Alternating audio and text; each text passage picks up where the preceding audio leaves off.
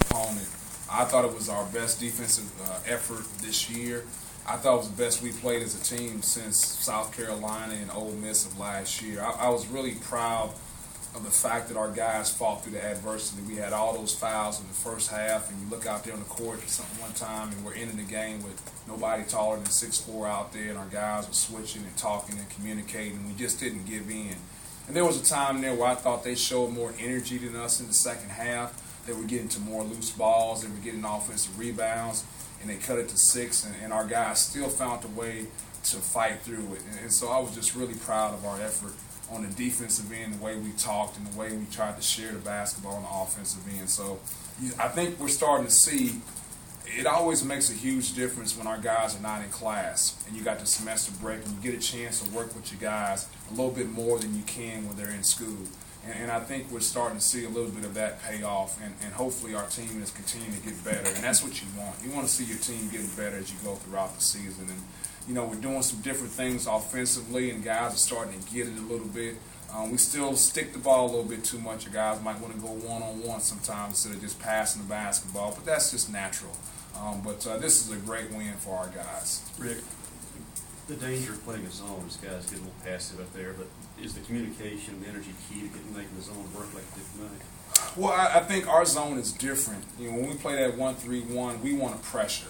You know, we've gone to the point now where our man-to-man is a little bit more packed in, and we don't get the pressure that we normally get. And so when we go to that 1-3-1, we want pressure. So it's a little different than your typical zone. Rick, it seemed like there was some personal pride out there. The guys said they're not dunking on us, and it almost seemed like there was an intent of we're getting back, and they wanted to run early, especially in that first half, and they just didn't have any opportunities. Especially IJ, I thought was getting back real quick, so Comer couldn't do anything. Well, I would hope, you know, Matt, that they don't want to get dunked on any games. You know, that I would think that's what you want. But, you know, I think Florida Gulf Coast is really lethal in transition. And we made a point of that. We can't let those guys get in transition, and we can't let Comer get on the run, because I think Comer is a fantastic player and he's a really good facilitator. And I thought he would be a problem for us because he's always going to have a size advantage over our two guards between Trevante and IJ. And it wasn't just IJ and Trevante doing their job. I thought our guys did a good job of being there in the gaps all the time and not giving Comer a lot of room to, like, do what he likes to do, get into the gaps and make passes. Was there, one thing you can point to with the defense, is it simple, just more effort, more energy from start to finish? Oh, Paul, if I could point to that, I'd make a lot of money.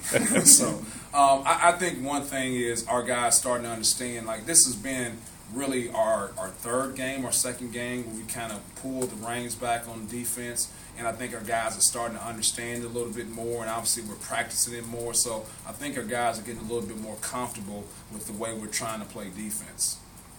Craig was 6 of 8 tonight. He's shooting like 70% over the last 5 games. Why has he been so efficient? Well, one is he's a good basketball player, and then when it's all said and done, that's what you need. I mean, we can X and O to the cows come home, but you need guys to make plays.